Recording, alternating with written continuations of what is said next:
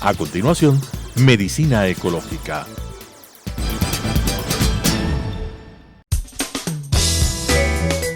Clasificación A. Apto para todo público.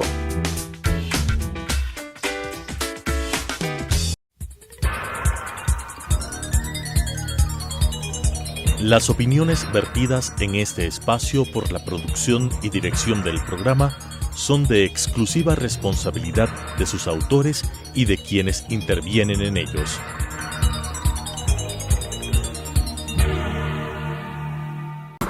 Telesucesos Canal 29 UHF presenta Medicina Ecológica, un nuevo enfoque de la salud pública diseñado especialmente para mejorar la salud de todos los habitantes en armonía con la naturaleza.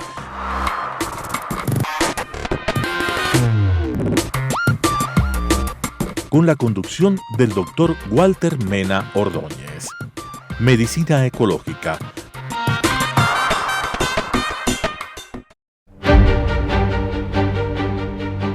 Hidalgo e Hidalgo. Ingeniería, construcción, mantenimiento y administración de infraestructura con excelencia, oportunidad y responsabilidad social, con elevados estándares de calidad, la preservación del medio ambiente, seguridad y la salud ocupacional, lo que nos ha permitido ser reconocidos como una empresa constructora líder en el mercado nacional e internacional, con excelencia en su modelo de gestión y procesos de innovación, mejorando la calidad de vida de sus trabajadores y generando bienestar a la sociedad. Hidalgo e Hidalgo, construyendo contigo el Ecuador desde hace más de medio siglo. Medicina Ecológica. Amigos televidentes, es una enorme satisfacción continuar con nuestro programa Medicina Ecológica hacia un nuevo enfoque de la salud pública. En esta oportunidad valiosa, por cierto, vamos a entrevistar a Javier Carvajal. Es un doctor en bioingeniería, doctor y bioingeniero, digamos, director del Centro de Neotropical para Investigaciones de Biomasa de la Universidad Católica del Ecuador. El tema que vamos a tratar de modo general es la bioingeniería, las aplicaciones de la bioingeniería y dentro de esto la recuperación de levaduras. Ya les voy a explicar qué significa esto a propósito de levaduras, las nanopartículas en el tratamiento de la COVID, investigación de biocombustibles y finalmente alimentos del Ecuador, para luego hacer un resumen quizás de las grandes posibilidades que tiene la bioingeniería en el Ecuador. Dicho esto, gracias a Hidalgo Hidalgo pues, por su auspicio generoso para este programa. Pensamos que el Ecuador siempre se va a beneficiar de la infraestructura de primera calidad de Hidalgo Hidalgo. Con esto, vamos por la primera pregunta. Quizás comenzando por una pequeña historia relacionada con esto, que es una cerveza que por primera vez pues, la tomaron los frailes del convento San Francisco en 1566. La bioingeniería ha hecho posible recuperar las levaduras de 1556 y ofrecernos ahora, el 2022, este magnífico producto. Bienvenido, mi estimado. Muchas gracias, Walter. Javier. Un placer estar aquí contigo, con tus televidentes. La historia de la cerveza de Quito es una historia fascinante. Empieza mucho antes de 1566 con la llegada de Fray Jodoco Rique en el año 1535. Fíjate que él trae el trigo, la cebada, y no era solamente para hacer hostias. La cebada era para hacer cerveza, porque él venía de Flandes. Entonces él se topa con la cultura local, la cultura de la chicha, ¿no? Y empieza a investigar cómo hacen los fermentos nuestros indígenas ancestrales y empieza a establecer ciertas comparaciones entre la chicha y la cerveza de Flandes. Estoy convencido de que la cerveza de Quito empezó a gestarse mucho antes de la fecha 1566, porque nadie hace cerveza directamente en un equipo grande, ¿no? Que es lo que se tiene actualmente en el convento de San Francisco como un museo. Siempre se empieza en pequeño. Y él empezó a hacer sus experimentos para luego de 31 años, después de haber llegado, después de haber introducido la cebada, el trigo y también la vid para el vino, después de eso se trae un equipo entero desde Flandes que viene atravesando el Atlántico, pasando a través de Panamá hacia el Pacífico, por tierra obviamente, y luego hasta el puerto de Paita en el Perú, y después de eso a lomo de mula a Quito. Eso es toda una empresa, y para haber hecho eso ya él debía haber tenido afinada la receta de la cerveza con la que iba a alimentar a los franciscanos por más de 400 años. Qué extraordinario. La historia, en pocas palabras, pero exactamente referida, ¿no es cierto?, de lo que ocurrió con Fray Jodoco Riqui y la cerveza que él comenzó a producir después de 35 años, digamos, de experimentar. Así es. Con lo nuestro. Así es. Viene siendo, de alguna manera, una fusión de lo que hacían en Flandes, en España, y lo que hacían nuestros indígenas en el Ecuador. Correcto. Lo que actualmente se llama Ecuador. Bueno, y ahora tenemos esta cerveza, pues ya bien presentada, Quito 1566. Esto lo hace la Universidad Católica. Esto ya es el correlato práctico de todas esas investigaciones que se hicieron en el pasado. ¿Cuál fue el proceso que les permitió llegar a esto? Bien, bueno, Quito 1566 marca una fecha, pero para llegar a eso, que está ahora envasado y es un producto comercial, hubo que hacer mucha investigación. Principalmente se trata de la recuperación de la cepa de levadura original que se encontraba en los toneles del Museo de la Cerveza de San Francisco. Obtuvimos unas astillas de esos toneles y las levaduras, como los microorganismos saben hacer, suelen quedar en latencia por años, a veces cientos de años. Entonces, a través de un proceso de bioingeniería en el cual nosotros utilizamos partes de levaduras modernas, de levaduras frescas, y también añadiéndole ciertas nanopartículas, logramos que alguna levadura antigua vuelva a la vida, es decir, salga o despierte de esa latencia y pueda reproducirse. ¿Qué es lo importante de eso? Recuperar la genética, porque la genética tiene todo que ver con el sabor que se imprime en la cerveza final. Y el resultado es este. El resultado es ese, pero tener una levadura no es tener una cerveza.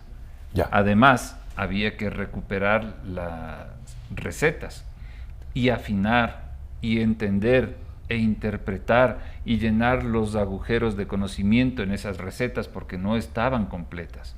Entonces hubo que hacer una búsqueda que más bien ya le llamamos como paleontología cervecera.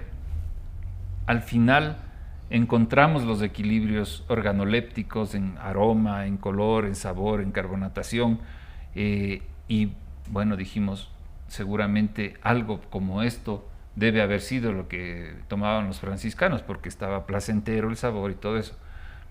La verificación de esto vino de la mano de un franciscano antiguo, obispo o arzobispo de Quito, quien dio su veredicto final. Para el año 1966-1967 todavía se producía la cerveza. La herencia de Fray Jodoco todavía continuaba viva en el convento de San Francisco, 400 años. Este franciscano era novicio y cuando probó la cerveza dijo: esta cerveza es igual a la que yo tomaba cuando era novicio en San Francisco. Encontró un par de diferencias, dijo, por ejemplo, no tiene mucho sedimento, la nuestra sí tenía sedimento, y alguna otra cosa más, pero en esencia era el mismo sabor. Es decir, pudimos recrearlo. Recrear esto. Fantástico, fantástico. Pasemos a otro punto también relacionado con lo que acabamos de decir, pero sin duda un tanto más sofisticado, diría yo. Las nanopartículas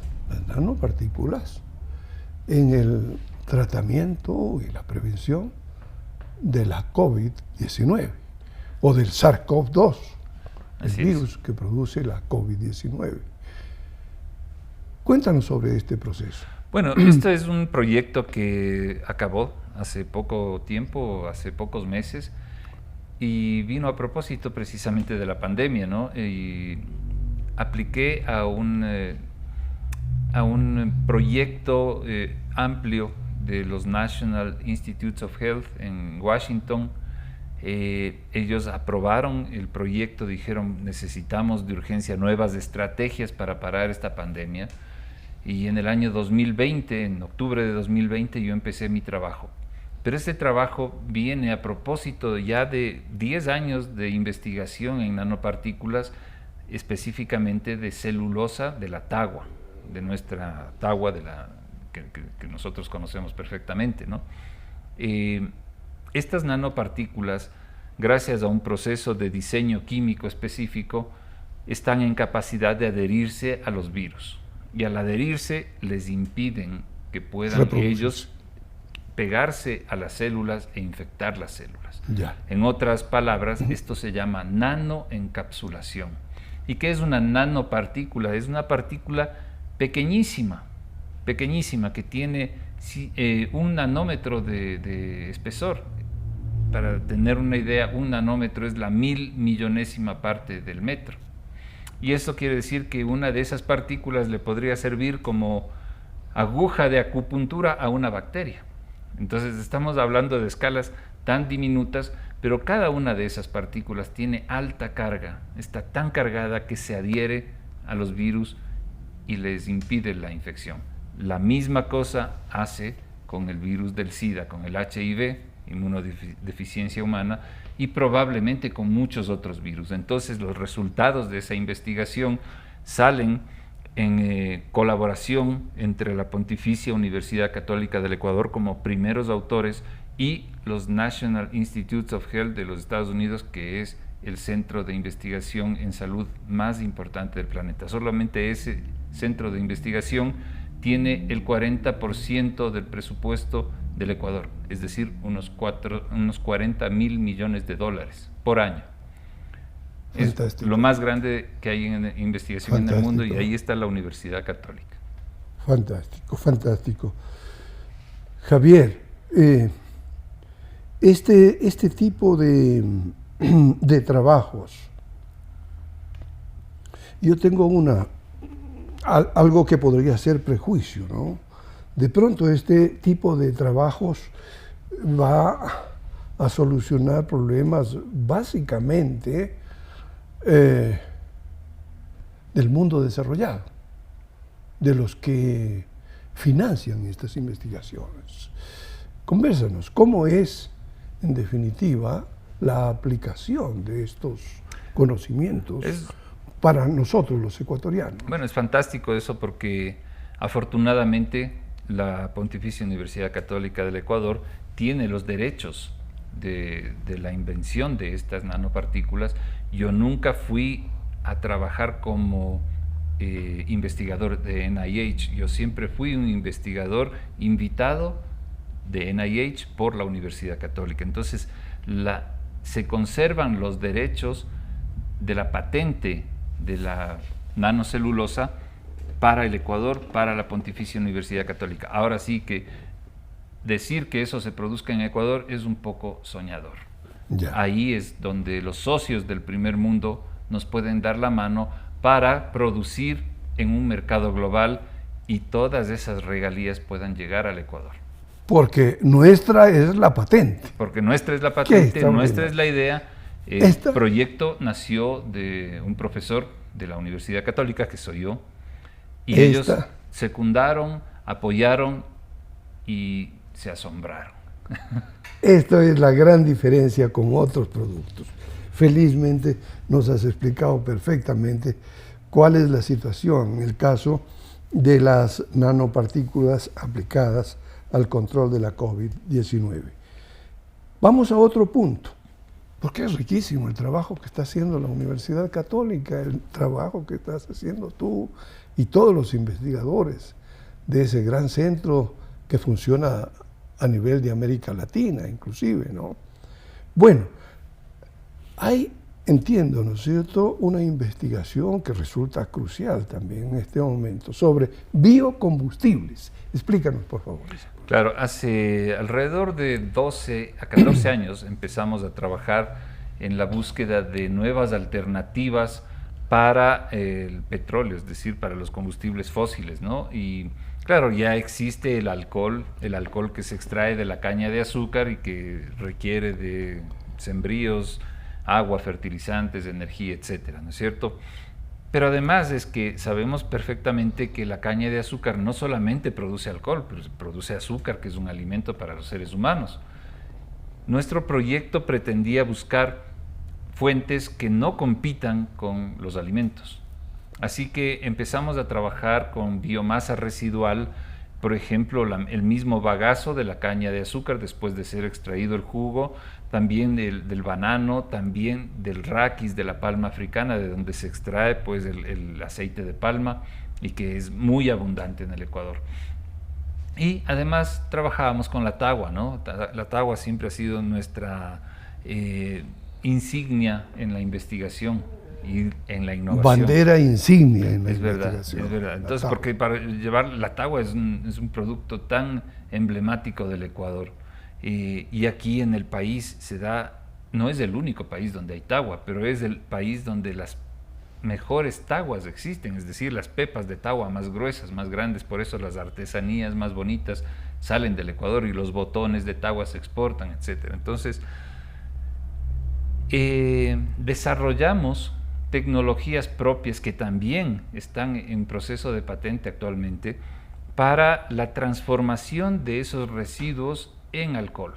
Y para eso también diseñamos y construimos la primera biorefinería de la región, que es una planta bastante importante que está en el campus de Nayón de la Universidad Católica y es, digamos, el corazón de nuestra bioingeniería. Es allí donde se gesta toda esa filosofía de recuperar residuos, transformarlos, valorizar la biomasa, producir nuevos compuestos, nuevos materiales, nuevos alimentos, nuevos químicos renovables que puedan reemplazar a los que provienen del petróleo, que sabemos que contamina.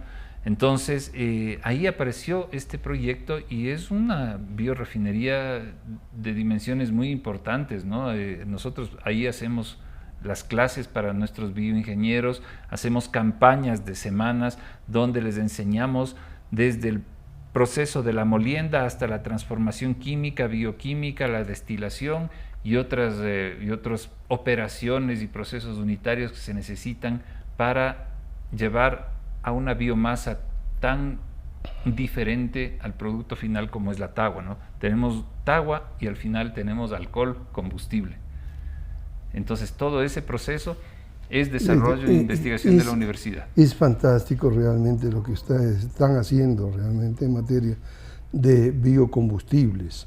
Y ojalá, digo yo, en el mediano y largo plazo podamos sustituir los combustibles fósiles realmente que tanto daño están haciendo al medio ambiente y producen, son los directos causantes de los cambios climáticos, estos aterradores que tiene que sufrir el mundo entero, ¿no?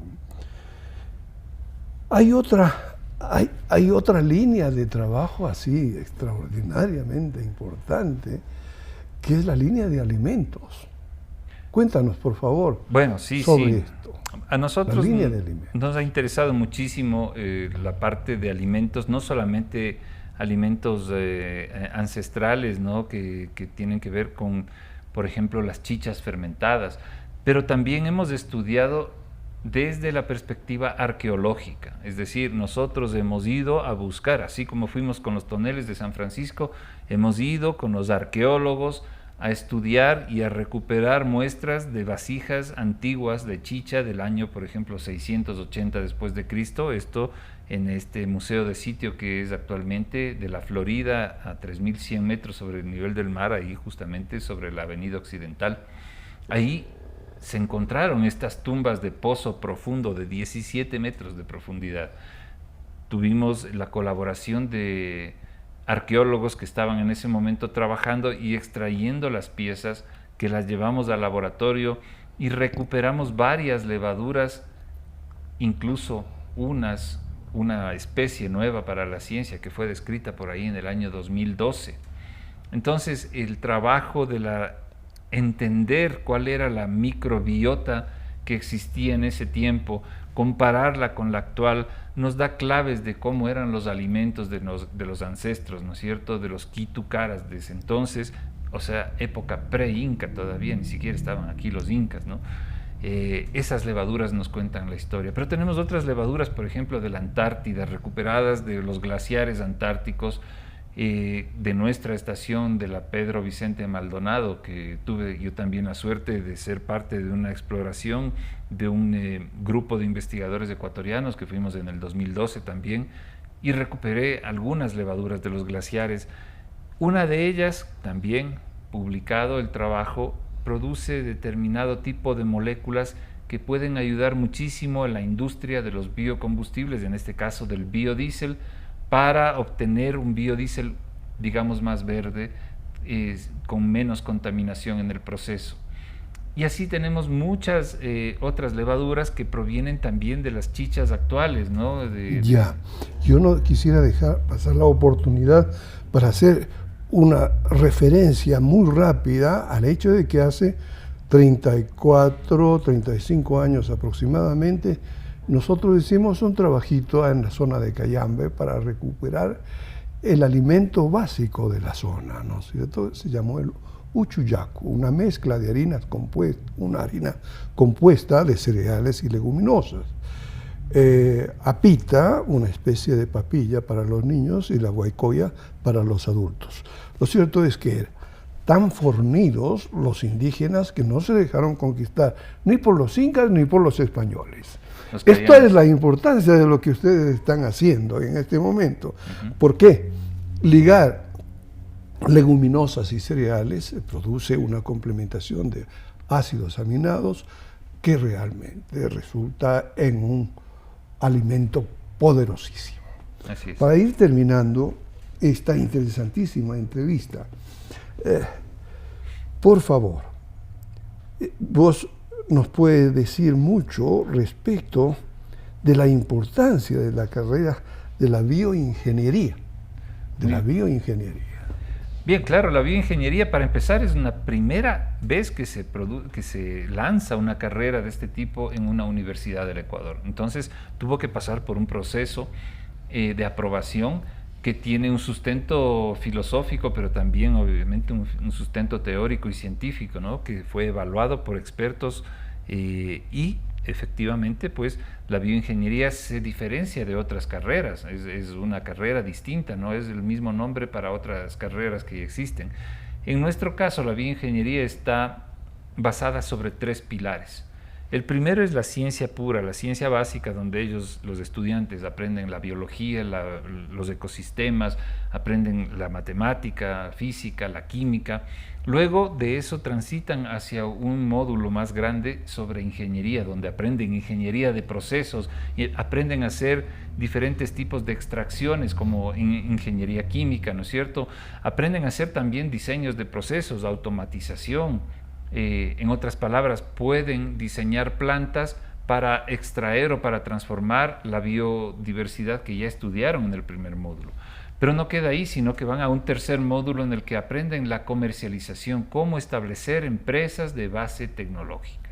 Y ahí es la gran diferencia de nuestra bioingeniería con cualquier otra carrera similar, ¿no es cierto?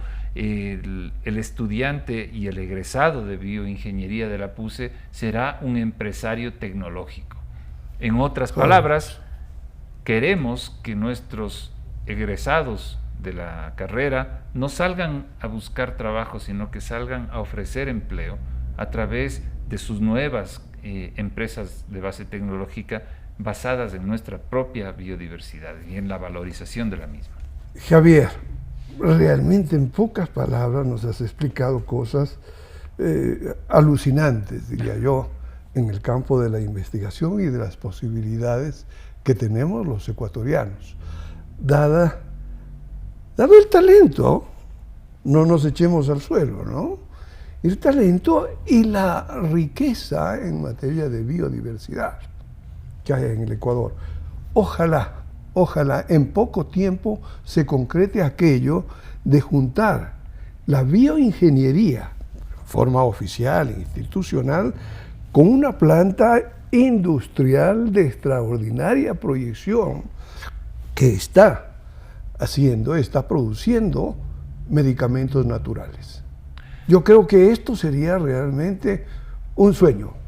Para mí sería un sueño que se concrete esto entre la Universidad Católica y esta planta industrial.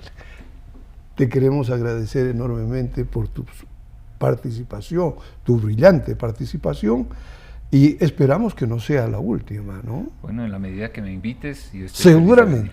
Muchas gracias. Amigos televidentes, a ustedes por su amable atención. Hasta la próxima oportunidad. Medicina ecológica.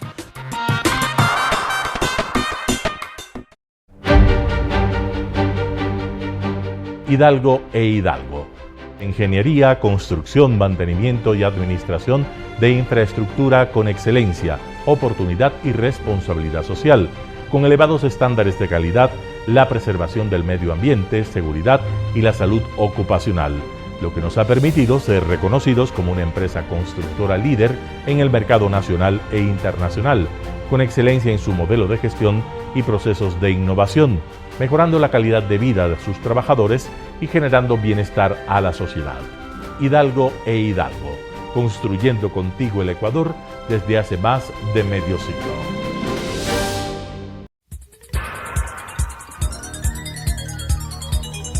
Las opiniones vertidas en este espacio por la producción y dirección del programa son de exclusiva responsabilidad de sus autores y de quienes intervienen en ellos.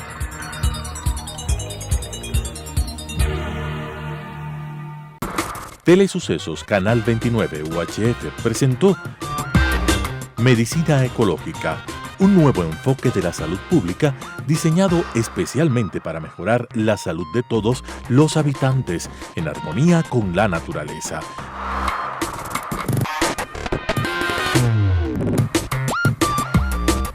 Con la conducción del Dr. Walter Mena Ordóñez. Medicina Ecológica,